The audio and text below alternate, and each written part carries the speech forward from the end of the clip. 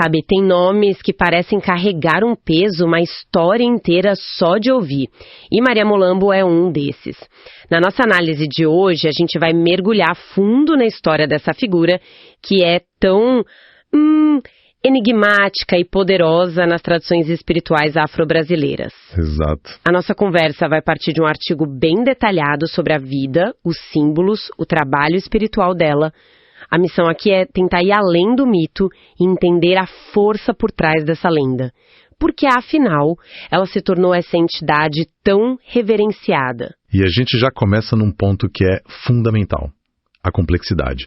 Não dá para entender Maria Mulambo sem entender esse caldeirão cultural das religiões de matriz afro-brasileira. Sim. A gente está falando de uma espiritualidade que absorve, que ressignifica elementos africanos, indígenas e até, olha só, do catolicismo popular.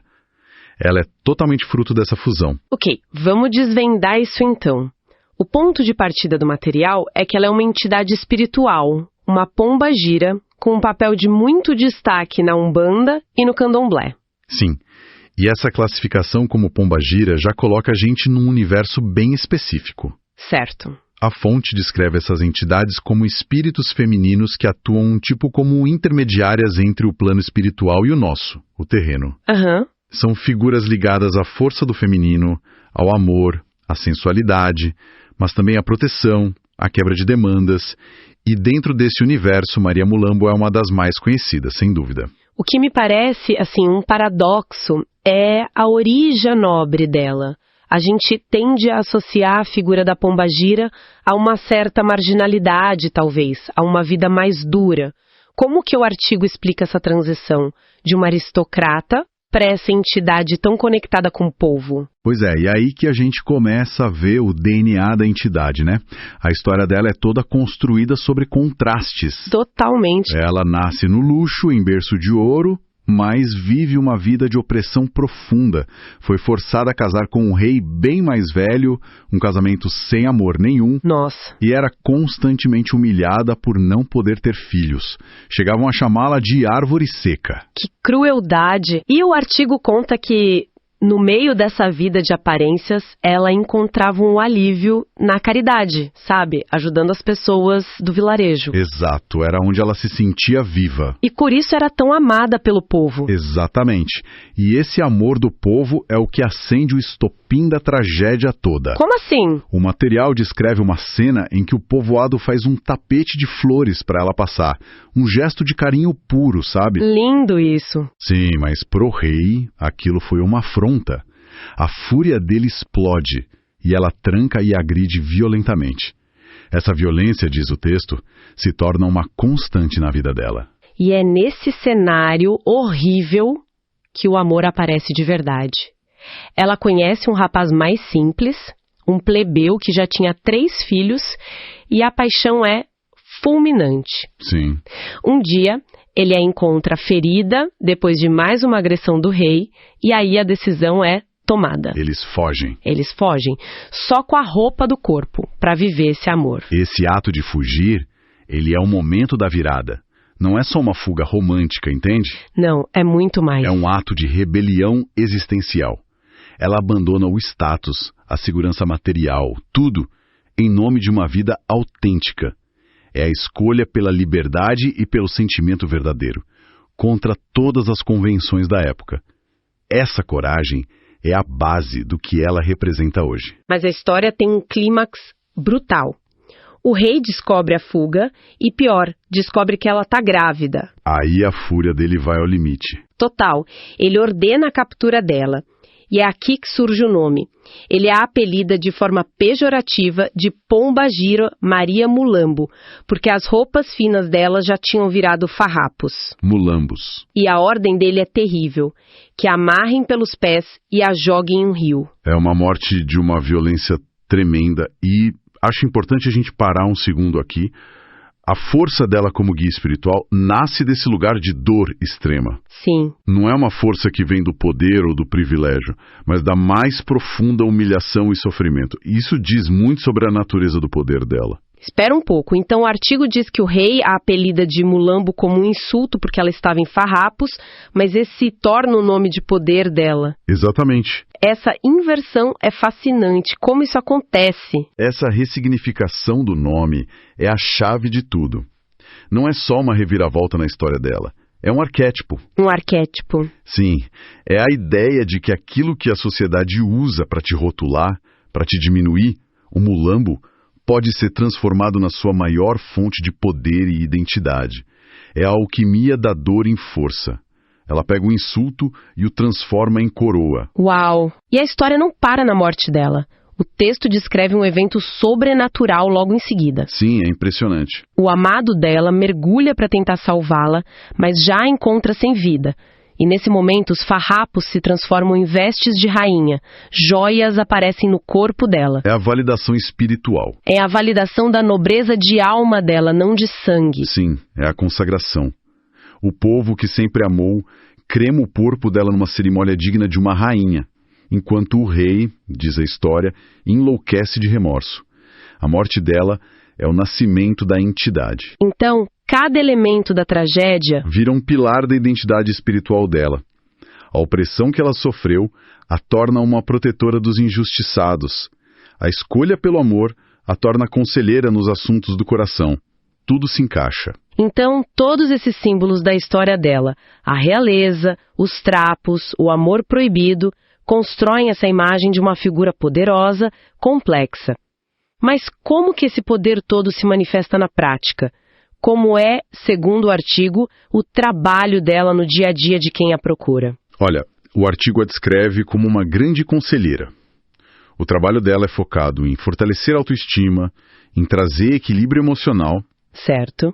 Ela ajuda a remover os obstáculos que travam a vida das pessoas, sejam eles emocionais, energéticos ou até práticos. E, claro, ela é uma especialista na cura de traumas afetivos. Um ponto que o material deixa bem claro é que ela não faz amarração amorosa. Não mesmo. Pelo contrário, né? Ela orienta quem está sofrendo por amor e trabalha para desmanchar feitiços e energias negativas que possam estar atrapalhando um relacionamento. Exato. A atuação dela é sobre liberdade, não sobre aprisionamento. Lembra da história dela? Sim. Ela lutou e morreu pela liberdade de amar. Não faria o menor sentido ela trabalhar para forçar um sentimento. O foco é na cura, na autoaceitação.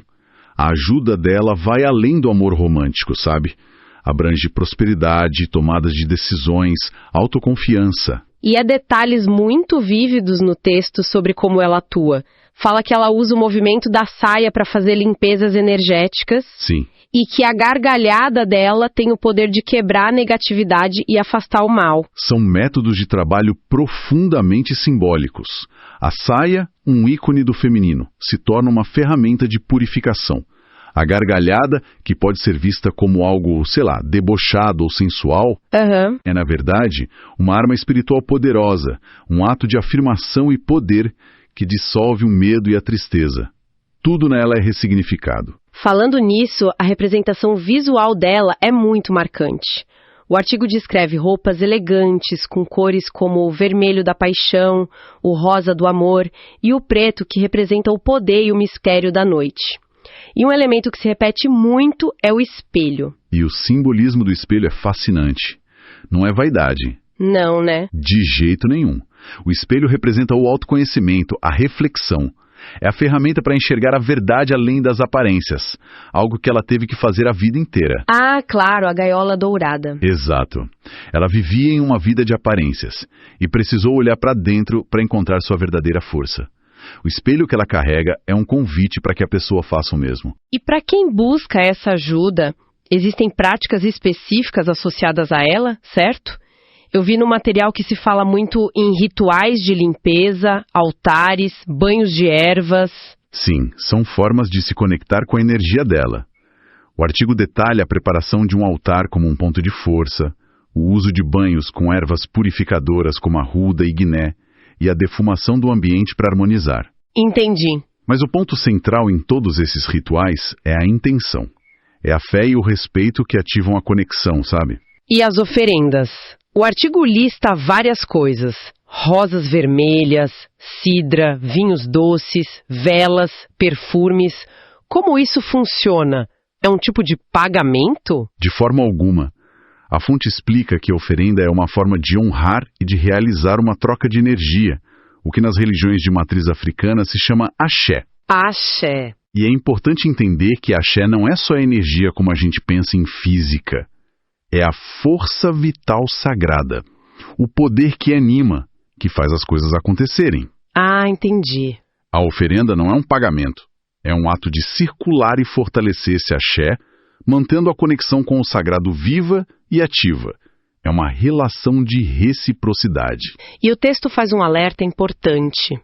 As oferendas só devem ser feitas quando solicitadas pela entidade, geralmente através de um médium, num terreiro. Perfeitamente.